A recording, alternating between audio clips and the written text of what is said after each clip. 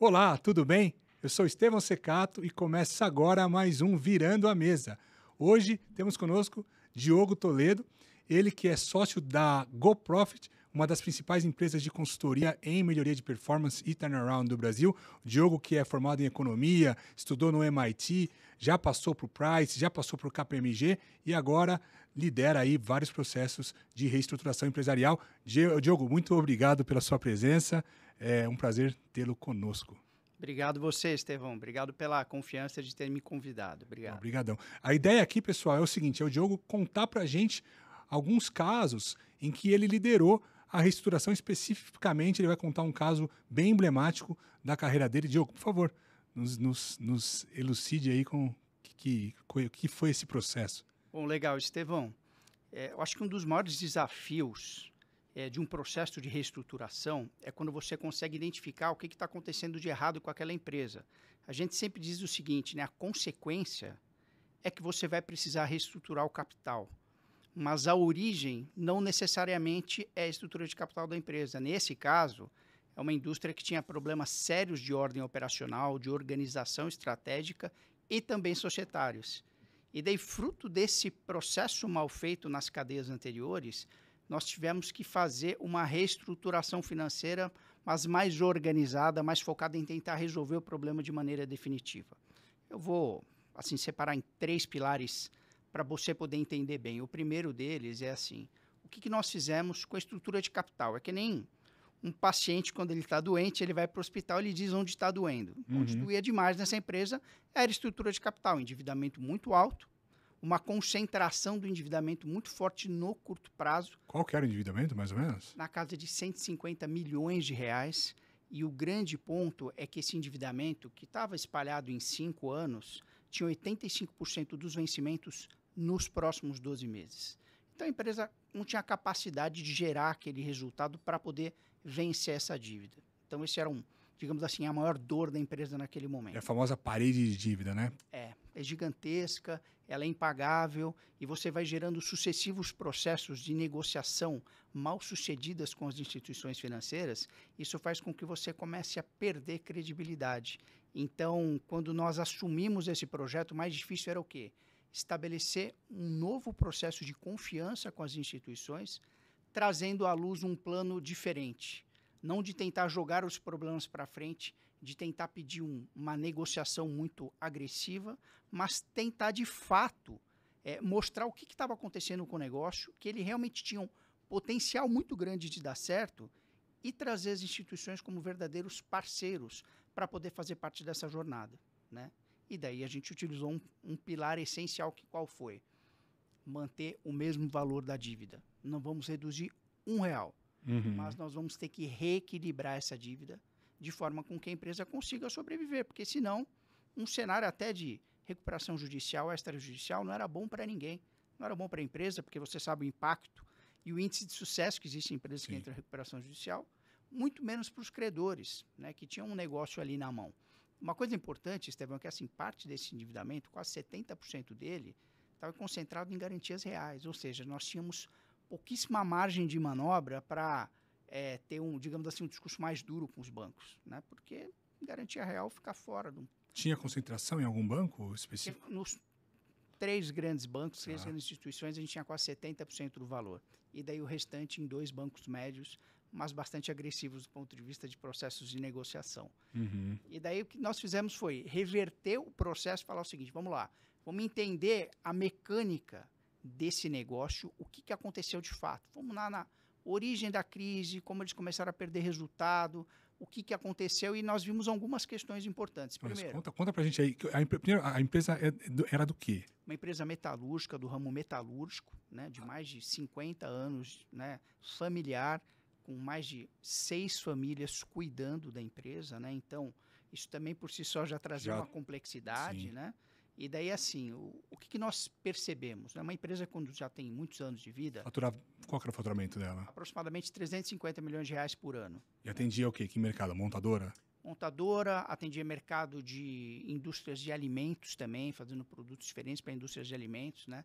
Eles atendiam também o mercado de transporte muito forte, ferroviário. E daí eles tinham toda uma estrutura que estava por trás disso, mas que assim, que aumentava demais a complexidade do negócio, ou seja, a quantidade de SKUs, que são variações de produtos, era gigantesca. A quantidade de clientes era muito grande e muito espalhada. Então, o que acontece? A complexidade para atender tudo aquilo era tamanha que isso acabava suprimindo muito as margens dos produtos. Então, você acabava atendendo mal os seus clientes e não com a margem que você precisava. Então, o primeiro estudo, o primeiro olhar que nós tivemos foi pensar no seguinte: o que essa empresa tem vocação, quais são os produtos que agregam valor efetivamente, que ela sabe fazer de maneira competitiva. Então, nós concentramos essa cesta de produtos e começamos a redesenhar o planejamento do negócio a partir dali. Vocês cortaram o número de SKUs. Cortamos o número de SKUs, fizemos um processo de renegociação muito forte com a reprecificação. Tem um processo, Estevão, que não é para essa empresa. Eu te digo com muita confiança que, assim, 9 de cada 10 clientes que nós atendemos, incluindo empresas de capital aberto, tem uma dificuldade muito grande com uma coisa simples, chamada custo e margem. Eles não conseguem, de fato, apurar custo e margem de maneira que enxerguem o que está acontecendo no negócio. E daí qual que é a questão? É cultural. No Brasil, empresas adoram criar sistemas de rateio, que é o quê, né? Cabeça pegando fogo, pé congelado, na média eu estou com 37 graus, né? Então, essas questões específicas de rateio, de apontamentos de informação, de falta de consistência, faz com que gere um erro em cadeia. Então, assim, se eu não tenho domínio sobre o custo e a margem, eu acabo produzindo onde eu não devo, vendendo com preço que eu não devo e distribuindo em regiões que eu não ganho dinheiro. Então, você conseguir entender o que está acontecendo e desmontar essa bomba, digamos assim, é o processo inicial. E daí, quando você faz um processo de melhoria operacional, de fato, que você consegue estabelecer quais são os produtos efetivos, os clientes que têm perpetuidade, que eu sei que vale a pena seguir e que tem espaço de negociação, mas os mercados que eles podem expandir, você começa a montar uma estrutura de crescimento de receita interessante. Do outro lado, outra questão no Brasil que é muito forte é a cultura orçamentária, que ainda é muito baixa, né? As empresas não conseguem montar orçamentos olhando de maneira mais específica e mais técnica de qual a necessidade. Cada real que eu estou gastando, efetivamente, se aquilo contribui para eu crescer minha receita, para eu melhorar minha produtividade, para eu reduzir minhas complexidades. O cara simplesmente pega a média do ano passado e coloca uma taxa em cima. Então, redesenhar essa estrutura para ser competitiva foi fundamental, porque senão nós íamos crescer de tamanho, mas não de resultado. Você foi no detalhe da ficha técnica de cada material vendido, de cada peça fabricada, para entender o custo, a margem que cada um deixava por cliente, por vendedor. Qual o nível de detalhe que você chegou? Para você ter uma ideia, Estevão, quando a gente fala nesse nível de detalhe, chega a ser algo assim extremo. Nós desprezamos as informações recebidas pelo cliente, nós vamos direto na base.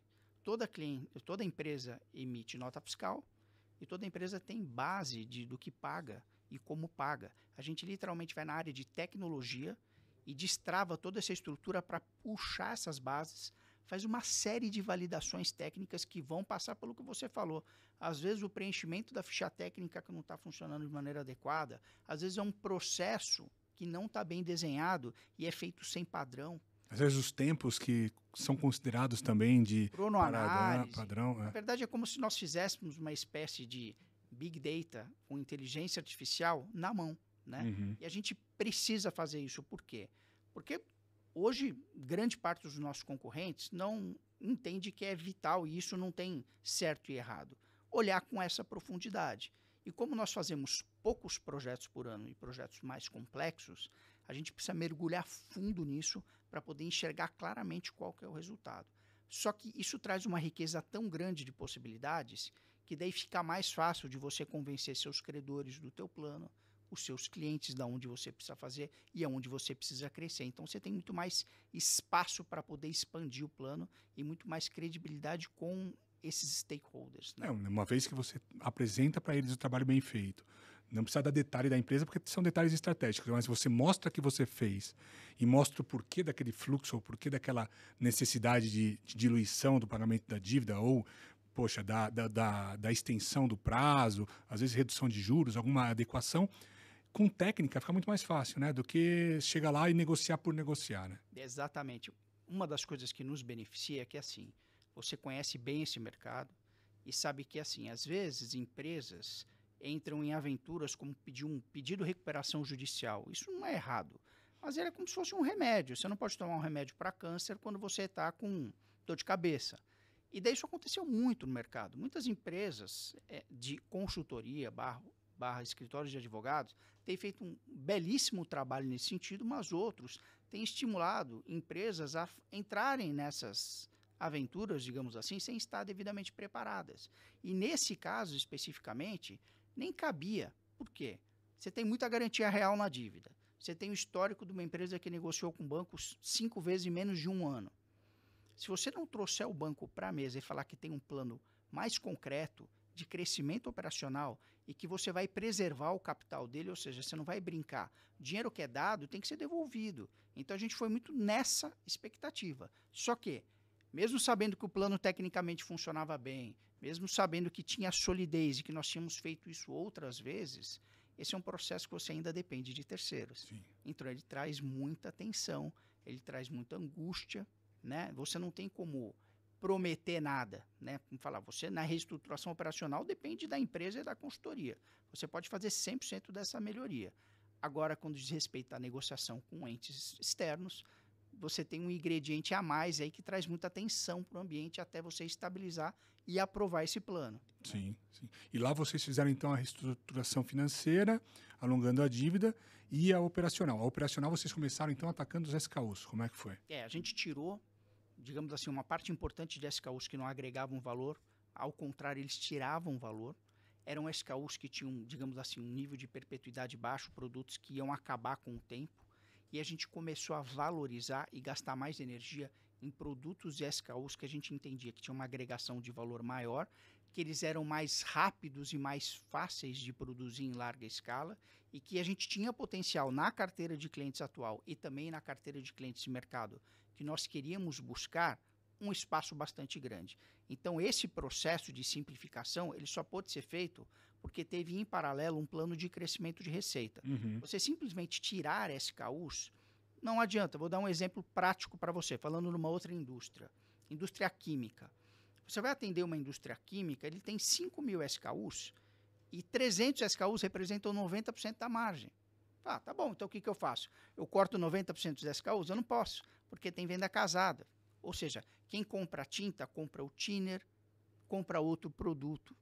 Né? Então, você não consegue necessariamente só sair cortando SKUs. Você precisa ter espaço de como você vai ocupar daqueles que estão saindo com quais vão ser substituídos. Se você consegue fazer isso de maneira organizada e repor esses pedidos com margens mais altas, você começa a criar um ambiente no qual a empresa se beneficia, ela começa a crescer de resultado. Nessa empresa, quantos SKUs eram mais ou menos? Nessa empresa especificamente eram aproximadamente 500 SKUs. E aí vocês substituíram uma parte por novos. 150 SKUs saíram e a gente recriou criou 45 SKUs. Eles ficaram com 350 SKUs. E essa criação dos SKUs foi com a equipe comercial e equipe de desenvolvimento de produto? De desenvolvimento de produto, comercial e um trabalho e compras assim, também, multifuncional, né? Porque você envolveu compras, equipe de desenvolvimento, equipe comercial, equipe de planejamento estratégico para endereçar se efetivamente o desenvolvimento desses produtos tinha uma viabilidade interessante e mercado para crescer. Foi importante porque quando você trabalha de braço dado com o cliente, lá na empresa, todos os dias, com uma equipe própria, você cria aquele, digamos assim, aquele termo do Trust Advisor, né? Que você precisa carregar com muita responsabilidade. O cliente acredita em você, né? De forma até cega. E você precisa fazer com que ele acredite nos estudos técnicos que você faz e não na pessoa que você representa. Por quê? Esses caras são muito machucados ao longo do tempo. Às vezes eles acreditam em processos que não dão certo justamente por conta de frases de efeito, de processos que às vezes não são tão levados com um processo técnico como deveria ter sido desenvolvido antes. Então a gente acredita muito nisso. Aconteceu na semana passada um episódio interessante que assim, um cliente me procurou, também de um outro mercado, fazendo uma pergunta que eu já sabia a resposta. O que eu fiz? Eu falei, espera um pouquinho. Eu fui lá, falei com o meu time, e depois de 2 horas eu respondi para ele de maneira técnica, através de quais estudos e por que eu achava que determinado assunto tinha que ser direcionado daquela forma. Por que eu fiz isso? Para condicionar uma cultura de que quando ele tiver dúvida sobre qualquer assunto, mesmo que ele não fale comigo, que ele exija daquela pessoa mais profundidade, porque senão você fica muito aberto a ouvir palpites de todos os lados e fica mais confuso. E quando você está numa situação de crise, todo mundo tem muito para falar, né? Tem muito pra Todo mundo, né? Putz, o cara de fábrica, o comercial, o RH, o tio, o primo, a irmã, o amigo, tem um monte de conselheiro que cada um dá uma direção diferente, né? Então a pessoa fica meio perdida mesmo, né? E é engraçado que assim, você também precisa ter a responsabilidade de direcionar os teus estudos para a tomada de decisão. Eu vou te dizer que assim, às vezes com o mesmo conteúdo, se a gente fizer um estudo técnico aqui, para eu recomendar algo a você, da maneira com que eu te apresento esse estudo, eu posso te deixar inseguro, com medo e sem tomar decisão. E se eu utilizar isso ao meu favor e a favor do cliente, fazendo de uma maneira mais técnica, mais responsável, eu aproveito esse mesmo estudo técnico para fazer com que ele saia de lá mais confiante, mais certo da decisão que ele precisa tomar, né? Isso é feito através de metodologia pura. Tem casos específicos de mercado. Falar, Philip Mudd, que é um cara que eu li e que ele foi do FBI, muitos anos fez estudos sobre questões de análise de gestão de risco de ataques terroristas. Esse cara falou que uma vez ele fez um estudo técnico e literalmente ele deixou o former presidente da República lá nos Estados Unidos apavorado. E ele falou, não fiz nada de errado, só foi a maneira com que eu apresentei. Ele ficou sem dormir aquela noite, repensou no modelo e fez a mesma apresentação no estudo seguinte. E o cara saiu de lá tomando a decisão, falou, eu vou por esse caminho. Então, eu acredito demais nisso. Não adianta só ter o conteúdo técnico. Você precisa saber expressar isso para o teu cliente de forma com que ele vá no caminho que você entende que é o melhor para recuperar a empresa. E nesse caso, então, nos pilares operacional, mudança de SKUs, redução de SKUs, novos SKUs, o que mais que vocês fizeram? A gente fez um plano de expansão comercial, que a gente chama de S&OP, direcionado para expansão comercial. O que é S&OP? O S&OP, ele é uma sigla em inglês que fala sobre o planejamento de vendas e o que você precisa produzir e ter em estoque para conseguir casar da melhor maneira possível essa estrutura. Imagina o seguinte, eu vou falar empresa de sorvetes aqui especificamente. Esse cara, ele tem geralmente meses que ele vai faturar R$1 e outros que ele vai faturar R$18. Então, se você tenta, por exemplo, deixar dinheiro em estoque, isso é capital de giro que você está queimando. Você precisa ter a exata medida de quanto você precisa ter no teu estoque de produto acabado, de matéria-prima, de acordo com quão bom você é em planejar a tua venda.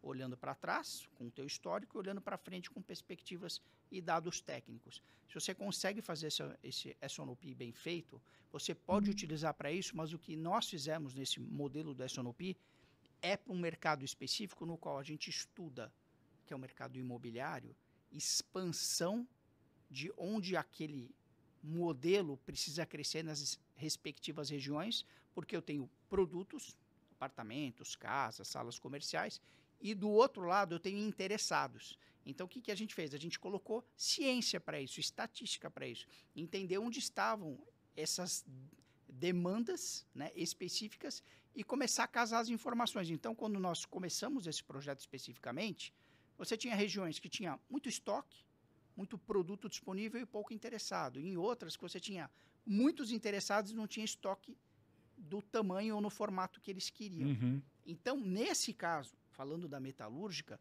nós fizemos uma expansão desse S&OP para pensar o seguinte, aonde eu consigo entregar bem desses produtos que eu te disse que tinham maior margem, menos complexidade, em quais segmentos e canais de produtos que eles já venderam em alguma ocasião e que tenham alguma credencial, porque eles não podem partir do zero. E daí a gente acabou pegando esses mercados mais adormecidos, que eles não valorizavam bem, porque como eles não enxergavam margens, eles achavam que não dava dinheiro, mas dava muito mais dinheiro do que outros produtos que a gente matou. Tinham as famosas crenças limitadoras, né? Ou crenças limitantes, né? Exatamente. E daí a gente fez um plano de expansão, um acompanhamento muito técnico, muito cerrado, para poder desenvolver a estrutura de como nós gostaríamos de crescer nos produtos, nas regiões. Fizemos alguns ajustes específicos de metas na área comercial também, porque o que acontece, né? Geralmente, uma empresa, você tem 3 tipos de meta, né? Comercial é vende, vende, vende, vende. Produção, produz, produz, produz, produz. E financeiro, paga, paga, paga. Daí você fala, não, pera um pouquinho. Você tem que ter uma meta que englobe os três, que é o quê? O EBITDA, o resultado operacional. Então, eu não vou vender. Eu vou vender onde eu tiver margem, onde tiver chance de crescer, onde eu puder diluir melhor o meu custo fixo, onde eu vou poder ter perpetuidade de continuar crescendo. Fábrica, eu vou melhorar a minha produtividade onde eu ganho dinheiro. Porque você pode melhorar a produtividade de uma empresa e quebrar ela. Basta você fazer isso onde você não ganha dinheiro. Sim. Né? E financeiro é o seguinte, não seja um agente passivo desse processo. Não espere os processos acontecer. Por exemplo, orçamento é uma excepcional ferramenta para você redesenhar a cultura do negócio para que o financeiro seja um agente, digamos assim, ativo para poder medir as áreas de gestão e fazer com que elas trabalhem dentro de uma estrutura mais organizada. Então, tudo isso faz parte de digamos assim, de uma cadeia. Mas no crescimento da receita foi isso, e a gente conseguiu expandir essa receita, só para você ter uma ideia, num segmento específico de metalurgia que eles não estavam conseguindo trabalhar, a gente conseguiu se homologar num grande cliente, essa empresa cresceu 35% a receita dela só nesse segmento de clientes. Fabricando o quê? Esse especificamente não posso falar, porque daí se eu falo, é basicamente dizendo o nome da empresa. Mas, me desculpa, mas assim, mas foi um crescimento importante que só aconteceu por conta da gente ter esse tipo de visibilidade, né, de onde crescer. E aí aumentaram a receita e na parte de custos e G&A, vocês abordaram também ali, mexeram ali também? Muito forte. G&A da empresa é muito desproporcional com o que ela de fato poderia fazer, né? E daí não teve, digamos assim, muita dificuldade nesse sentido, porque era muito desorganizado, Estevão, para ser sincero. De novo, agora eu vou voltar para a questão da família. Você tinha lá diferentes entes da família que De cada família, né? Porque serão 6 famílias, né? E caras muito competentes, muito preparados, e outros competentes, mas trabalhando nas cadeiras erradas. Então, assim, por exemplo, você tem um financeiro mais romântico e um comercial muito financeiro, quer dizer, e assim por diante. Então, eles não conseguiam ter, a gente não conseguia ter essa visibilidade tão clara, porque eles tinham uma bagunça ali na gestão dos processos. Então, quando a gente olhou e redesenhou a estrutura da base inteira deles e entender onde eles estavam colocando cada real, ficou muito mais fácil de propor uma redução estruturada. Uhum. E foi de tudo, foi o desenho do processo orçamentário completo, que a gente fez ajustes bastante violentos, inclusive de pessoas. A gente nunca coloca pessoas como algo que tem que acontecer, eu preciso reduzir pessoas, isso é um mito. Agora, o importante é o seguinte, se você for fazer esse trabalho, você tem que usar metodologia suficiente para reduzir e para conseguir manter o crescimento da receita da maneira que você precisa. Vocês usaram alguma metodologia de... Usamos. A gente tem algumas metodologias, a gente utiliza o main load de atividades, que é o quê? Você pega tempos e volumes das pessoas para falar assim, Diogo e Estevão, a gente precisa de X tempo para fazer Y atividades. Até aí está tudo certo. Só no tempos e volumes você já vai perceber que assim, a gente tem 600 horas disponíveis e precisaria de 200 para fazer os nossos produtos, né? E daí esse é o primeiro passo. O segundo passo é, tá bom, agora que eu ajustei o tempo e a atividade, eu vou para a melhoria de processo. Ou seja, para fazer tudo isso que nós fazemos, será que a gente faz da melhor maneira? Nos melhores caminhos? E daí é muito bacana porque você consegue uma segunda leva de ganho e daí faz com que você tenha uma redução, às vezes muito grande das pessoas e você não cai o nível de serviço e não cai o volume de atividades que vão ser demandadas. Tem 3 palavrinhas chaves que a gente usa muito nesse processo, que é sobreposição de atividade. Acontece demais em quase toda empresa.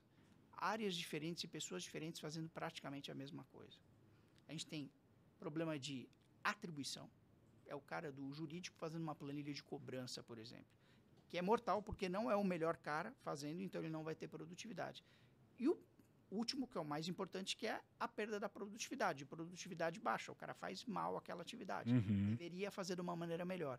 Então, quando você entende isso através dessas ferramentas, eu estou falando de maneira muito mais resumida, você tem segurança para fazer esses ajustes na estrutura, fazer um ajuste mais violento, sem necessariamente deixar a empresa parar. E isso é um processo que você veio adquirindo ao longo dos seus últimos trabalhos ou é uma metodologia disponível aí? É uma metodologia disponível, nem muito nova, né? O que a gente sempre fez, Estevão, é adaptar essas metodologias à maneira da GoProfit trabalhar melhor com seus clientes. Então, assim, o main load é o começo, é a ponta do iceberg, depois das metodologias próprias que a gente coloca para conseguir efetivamente amarrar main load, por exemplo, com melhoria de processos, é uma maneira que a gente faz que é muito nossa e ajuda a fazer. né? E daí serve para tudo. O S&OP, que eu disse para você, a questão da estrutura de orçamento. Ah, você faz orçamento base zero? Fácil. Mas a maneira de como a gente desenha o orçamento base zero é específica da GoProfit Consulting para poder atender as demandas de empresas que precisam melhorar resultado. E outra coisa importante, Estevão, é o seguinte, a gente tem bastante projetos de empresas que precisam crescer o resultado, mas tem outros tantos de empresas que já têm um resultado muito bom e precisam romper uma barreira. Não é assim, corriqueiro, mas acontece muito de empresas que nos procuram e falam, olha, eu tenho 25% de EBITDA e eu quero chegar nos 45%, como é que eu faço? Mas é o conceito que eu falo aqui, virar a mesa não é necessariamente um turnaround, mas uma transformação, uma melhoria estratégica, um crescimento de 2, 3 dígitos por ano aí, exponencial, quer dizer, não é só coisa ruim, né? Não é só dívida, não é só demissão de pessoas, às vezes reinventar um negócio, mas às vezes potencializar um negócio que já existe, né? Já está indo bem, André. Isso aí. E assim, esse caso especificamente que eu estou lhe dizendo, assim, essa empresa tinha um EBITDA de quase 17% negativo, depois de um ano a gente recuperou para 1% positivo. Você fala, poxa... Quer dizer, em um ano você recuperou 18 pontos percentuais de menos 17 para 1. Mas pensa no seguinte, Estevão, se uma pessoa está 25 metros afogada, quando você faz ela passar por essa transformação, ela está ali, ó, com a ponta do nariz para fora, né? Isso é qualidade de vida? Não é. Ele tem que levantar, tem que sair daquilo e ter uma condição muito melhor. No segundo ano, nós conseguimos fazer um crescimento muito maior, porque a empresa estava muito mais preparada para isso. Só que o que eu sempre digo é o seguinte, é legal falar para os amigos no churrasco de domingo, daquela empresa que tinha um EBITDA muito negativo e tal, mas o que nós preferimos sempre é assim, crescer resultado de empresas que já estejam numa condição melhor, que sejam maiores. Por quê? Porque a gente consegue identificar, aplicar bem essas metodologias e fazer com que a empresa fique conosco, isso é uma marca, né, na GoProfit, anos. A gente tem projetos nossos que estão há 4 anos. Por que isso?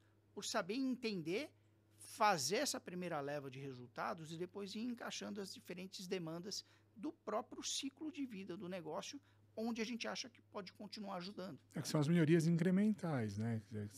As de mais longo prazo, né? Você tem aquele choque inicial, né? Puta, tenho que transformar um negócio e você tem aqui todo ano espaço para melhorar. Todas as empresas são assim. Todas têm, porque assim, um organismo vivo que assim, você já sabe, por melhor que seja o projeto que você fez, o que vai acontecer no ano seguinte.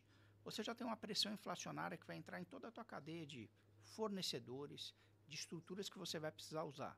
Você tem uma pressão adicional de uma receita que você vai precisar gerar adicional para cumprir essa estrutura ou melhorar ainda mais a tua estrutura ou a tua produtividade ou a receita, né? A gente sempre brinca de falar né? Tem projetos nossos que não adianta você fazer uma coisa ou outra. Você tem que melhorar a tua otimização de custos e despesas e melhorar a produtividade e receita. Mas daí com isso, Estevão, o desafio muda, né? Muda porque assim, a gente vê isso no dia a dia. Da empresa vai usar mais a GoProfit, por exemplo, no segundo ano de projeto, mais na geração de receita, planejamento estratégico, a gente entrar em temas que a empresa não tinha nem cabeça para fazer. Eu acho que quem salva empresas por profissão atua em vários tempos do ciclo, né? Ou em vários momentos da empresa. Exatamente. E aí, putz, a gente é profissional, o nível do profissional e a competência dos profissionais que a gente vai colocar nessa empresa, ela varia também conforme o desafio, né? O cara que vai tirar da crise não é o cara que vai crescer a empresa. Eu brinco, né, que o private equity que compra um CNPJ lá que tem 10 lojas, uma empresa que tem 10 lojas e faz 100 lojas, colocando R$1 milhão por loja, é totalmente diferente do private equity aí não seria nem private equity, seria do reestruturador que pega uma empresa que tem 100 lojas, tem que reduzir para 10 lojas, reestruturar para aí voltar a crescer e vender para um private equity, né? São competências totalmente diferentes no mesmo segmento, mas em momentos diferentes. É engraçado, Diogo, eu penso assim, em qualquer empresa que você pega a gestão, você nunca mais vai ter aquele momento de novo, naquelas condições, com aquelas pessoas, naquele momento de mercado. Então, cada experiência é única. Exato. E você tem que se cercar de ferramentas que você vai poder usar em todas elas, né? Perfeito, Estevão. Eu concordo com você integralmente. Outra coisa que é fundamental é timing para tomadas das decisões. Por exemplo, às vezes você tem algo que precisa ser feito, só que o efeito daquilo, ele pode se diluindo ao longo do tempo. Então, por exemplo, a gente precisa tomar uma decisão hoje sobre a estrutura de processos, de pessoas e despesas que tem um negócio. Se você tomar a decisão agora, tem um efeito. Se você tomar a mesma decisão daqui a 6 meses, tá errado? Não tá, mas o efeito não vai ser tão grande quanto agora. Então, a gente vê isso muito. Então, por isso que esse processo de construção da confiança, através de um trabalho técnico, sério, é muito importante, porque você vai precisar, em alguns momentos, superar questões culturais, especificamente dos acionistas. É isso que eu ia te perguntar. Isso é um gancho que eu ia até te fazer essa pergunta. Quer dizer, 6 famílias na gestão, deve ser num board e também dentro do negócio. Como é que foi esse processo de convencimento, de todo mundo remar para a mesma direção? Na verdade, coloquei como uma condição para fechar o projeto, né? Eu quis falar com todos antes e falar o seguinte, ó, vocês efetivamente sabem onde vocês vão entrar? O que esse tipo de processo pode gerar em termos de esforço, de desenvolvimento? Porque a gente não pode perder energia aqui. Se cada um quiser fazer uma coisa ou se alguém não quiser a nossa presença, a gente nem começa o projeto. Uhum. Né? Uma das coisas que a gente fala é o seguinte, a gente gosta de ser escolhido pelos nossos clientes, mas de escolher também, saber se tem alinhamento do ponto de vista de valores, de crenças de que o trabalho técnico pode superar tudo aquilo. Então a gente fez uma conversa com todos eles, primeiro separados, depois juntos, para falar o seguinte, ó, o motivo da crise está em vocês aqui, porque alguns não estão qualificados para fazer o que tem que fazer, tem que ir para um conselho de família, outros têm que ficar, mas tem que mudar um pouco a estrutura.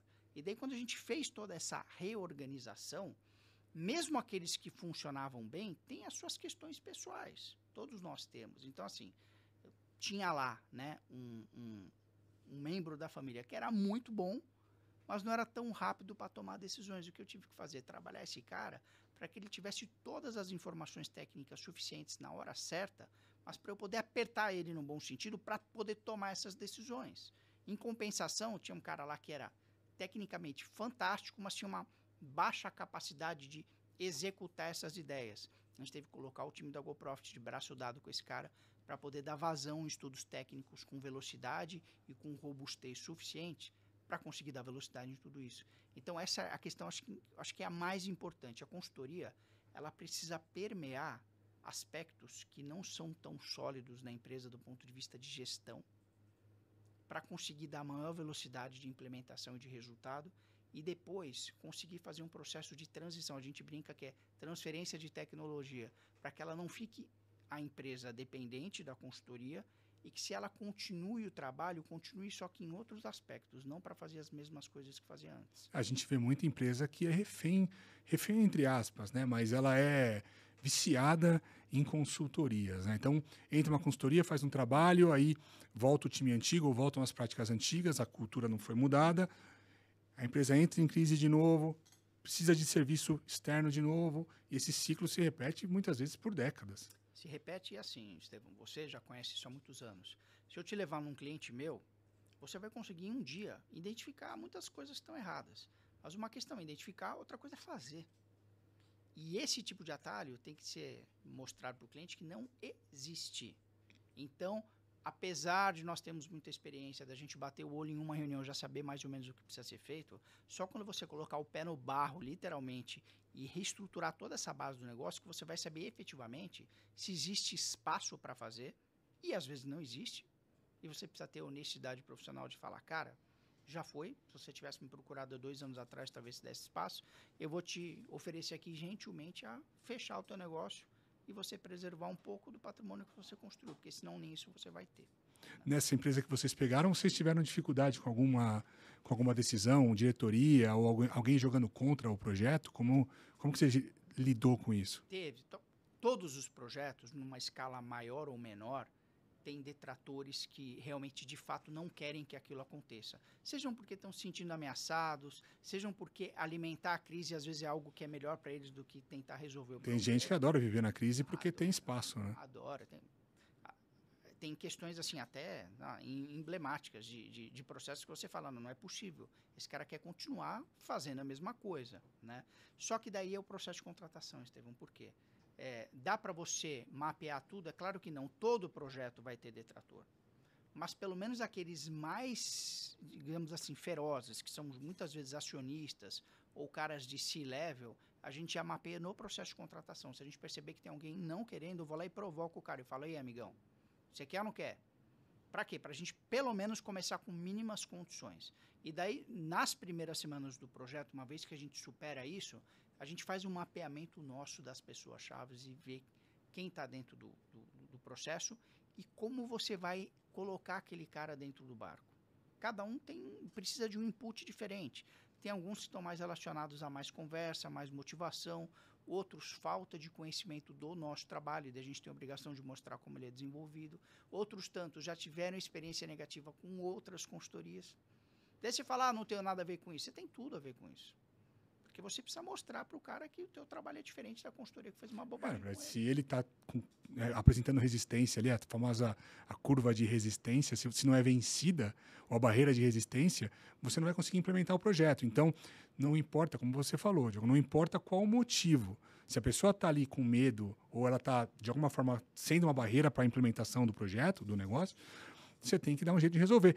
E nem que a solução seja mandar a pessoa embora, desligar a pessoa, tirar a pessoa do caminho, né? Exato. Não, e assim, né? Também tem uma visão, às vezes um pouco arrogante do próprio consultor, que eu tento fazer isso, trabalhar isso muito com o meu time na GoProfit, que é assim, esse cara aqui, ele não sabe das coisas. Realmente, às vezes ele não sabe, mas você não pode subestimar o empresário. Entender que aquele cara não sabe de nada e que a gente tem todo o conhecimento na nossa mão. Porque ele é uma pessoa mais simples. Não importa. Você tem que saber que esse cara respeita determinados valores e você tem a obrigação, como consultor, de entender os valores desse cara e saber traduzir, fazer literalmente um depara entre o trabalho que você faz e como você tem que falar com ele para ele poder te comprar. Isso é uma obrigação. Eu comecei a fazer um curso de PNL, né, Programação Neurolinguística, justamente para entender ou tentar entender como meu interlocutor está se comportando e por que ele está se comportando daquela forma, porque não é ele que vai mudar, ele não vai mudar. É isso aí. Eu tenho que mudar, eu estou entrando na empresa dele, eu tenho que mudar, me adaptar e fazer com que ele me compreenda. É isso aí, Estevão. Tanto que assim, a gente estuda muito essas questões, tem livros assim espetaculares, por exemplo, Mapas Mentais é um livro que eu acho fantástico, você entendeu? Arte da persuasão, por quê? Você precisa utilizar essas ferramentas ao teu favor, não para ser uma espécie de charlatão, mas para poder compreender melhor que, assim, às vezes, estudos técnicos não são suficientes para poder persuadir as pessoas. Não. Contanto que você não coloque uma roupagem, entendendo um pouco melhor como aquela pessoa funciona e como ela precisa decodificar aquela informação para comprar aquilo como algo importante para a vida dela. Já tem estudos, óbvio, né, que pessoas que estão passando por crise por muito tempo, elas perdem um pouco a capacidade cognitiva, elas têm visão de túnel, elas vão muito mais para o emocional do que para o racional. Então, não adianta eu chegar lá e falar, putz, eu sou formado em Harvard, no MIT, whatever. Não adianta. Eu tenho que chegar no cara e falar, pô, vem cá, vai dar certo, confia em mim, tô te mostrando por A mais B, vamos dar a mão, vamos juntos resolver esse problema.